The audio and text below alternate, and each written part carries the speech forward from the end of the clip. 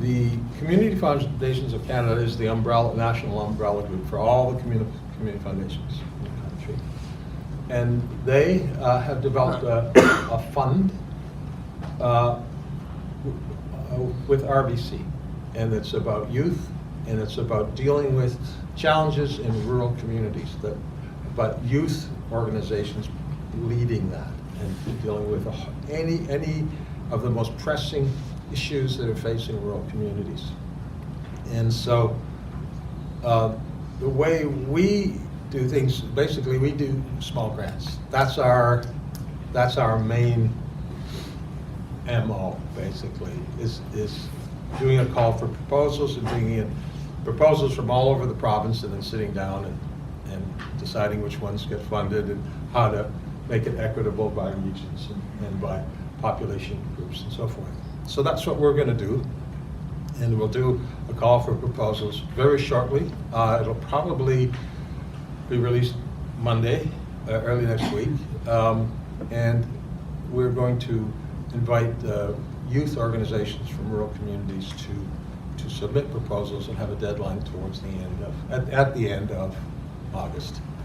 And so, I mean, that's essentially how we're going to approach this.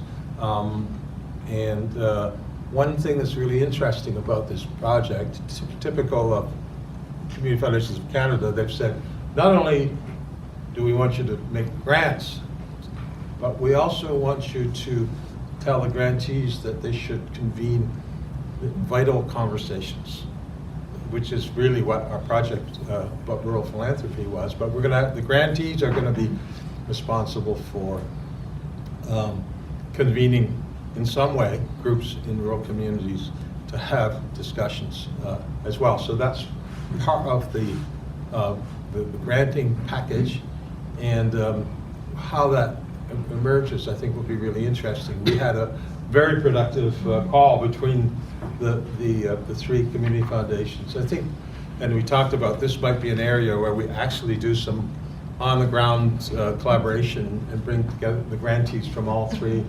organizations. But I guess what I want to emphasize is that what we do, again, is we take a different approach, but it's entirely complementary. So the community foundation movement in Nova Scotia is actually very strong, and I would say possibly we're the only province that has this level of collaboration between That's true. I don't know if you would say agree with that. Yes. So I think it's quite exciting to see this, to see us move forward.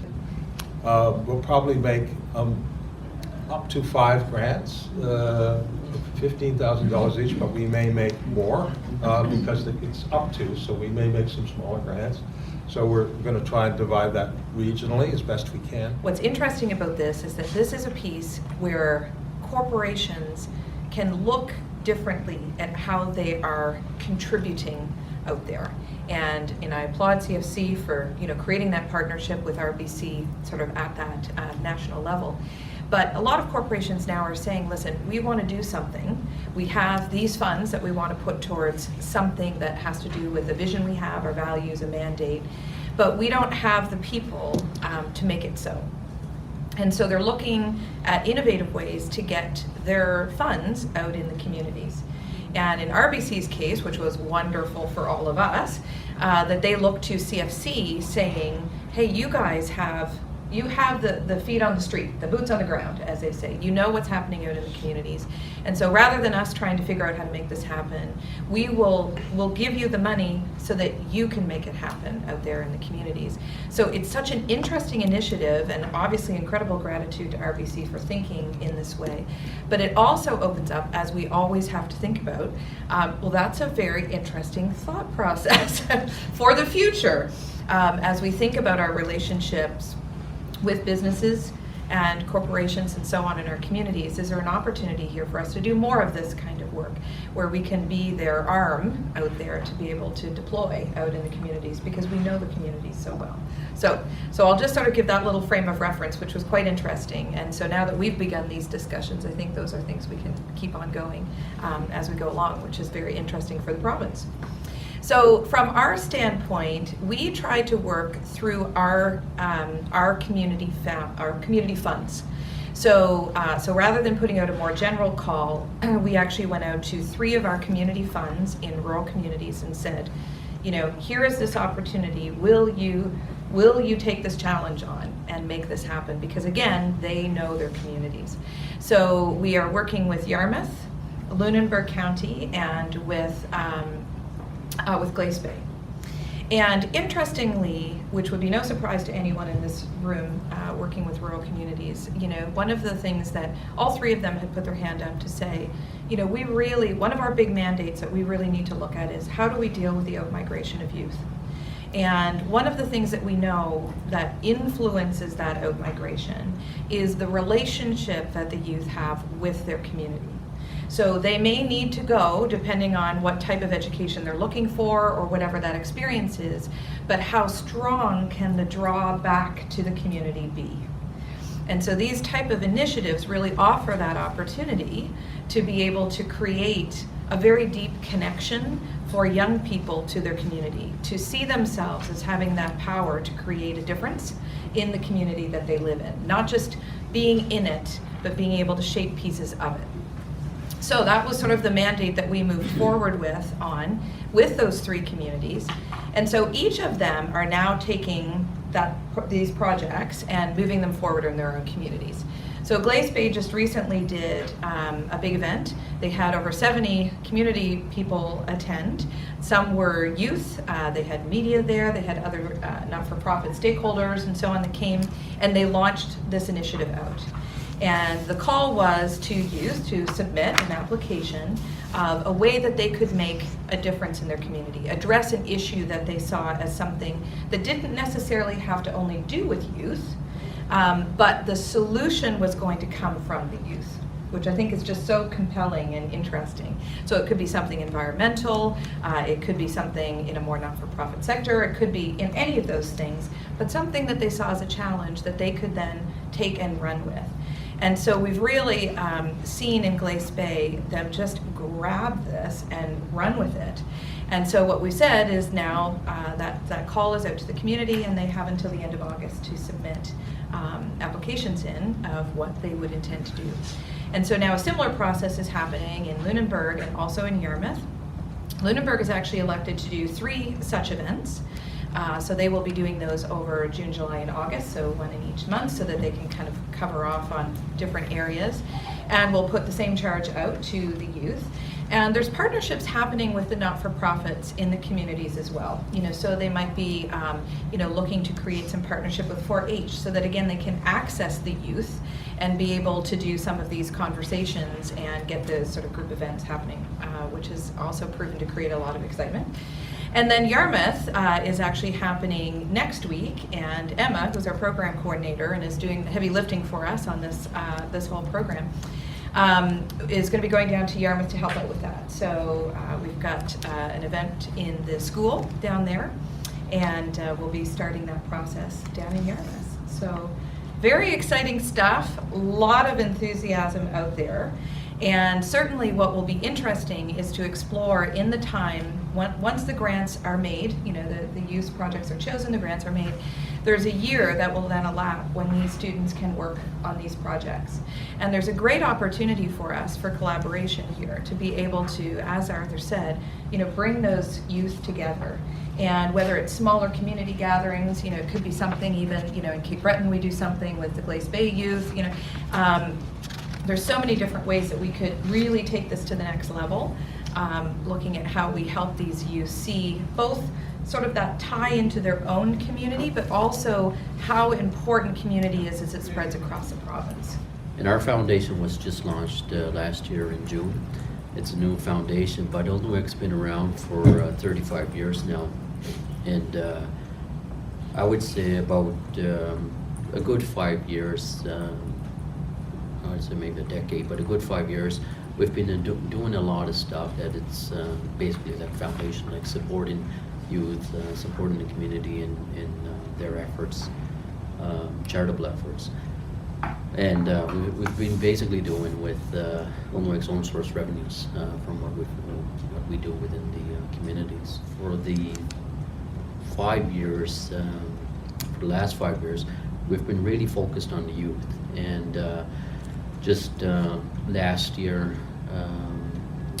one of our major projects was we sent 45 Indigenous youth from across Canada to sail on one of the sailing ships from Halifax to Le Havre, France. And that was basically a leadership, not only a sailing course, but a leadership training course as well. And the kids, you know how they are with their phones today. They didn't have those, for 25 days, basically. But they really grew a lot as leaders in that month. And I got to experience that firsthand from seeing them get on that ship, and then coming off and meeting them on both sides there, and just seeing the impact it really caused in them. So we've been looking at big major projects like that to make those impacts. One of the other projects, right now is we run an enriched education program called Digital Mi'kmaq, where we've introduced K-12 students to STEM-related education. And this is big idea stuff like big data, artificial intelligence, robotics, 3D tech modeling, things that aren't usually even introduced in the public education system. So we've done that and partnered with the likes of Dalhousie, Canadian Space Agency, there's Mila in Montreal, and several other animation companies too, to kind of do all this for the youth. So it's timely with this foundation and the partnerships, and for us was, we looked at philanthropy in our pursuit for access to capital, and how philanthropy, anything that's been Indigenous focus, has been very small over the past 100 years for philanthropy. In fact, it's only been about 1%, I think, that's been Indigenous focus. So we came and basically looked at it and said, well, we got to disrupt the status quo. And basically that's what we've been doing, in a nice way, of course, but also telling the truth and telling about the realities of the 1%. And now our focus is increasing that 1%, but also making sure that when we're saying Indigenous focus in these areas, that it's also led by Indigenous organizations for Indigenous people.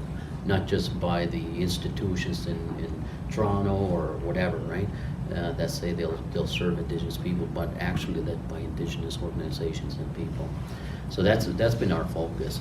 With this one it was just timely, very timely, and I think our work with Arther and the community foundations and with our contacts made with the Nova Scotia community foundations, I think it's a great model, like you said, Arther. Nationwide, that the community foundations within the province are able now to work together with Indigenous foundations and to show what actually reconciliation means. And we're trying to struggle to find what that definition of reconciliation means in the private sector, but foundations could be a role model for that. And there's efforts at a national level with the Circle of Philanthropy and their dedications to towards that movement, but we can start this process here in Nova Scotia very easily, and I think we have all the willing partners to do that. On this specific project, we want to, our announcement I think will come within a day or two, but our region is Atlantic base. We've been granted 5 grants for this, 5 $15,000 grants. 2 for Nova Scotia, 2 for New Brunswick, and 1 for Newfoundland, and I think we'll get another one for the Labrador region. So we'll be looking at those 30 plus communities within the Atlantic region, but also partnering with non-Indigenous communities for sure. So and for me, when we're talking about vital conversations, I hope we can also be a model where 3 of our organizations can work together to get our youth together and really talk about reconciliation. and be a model for the nations.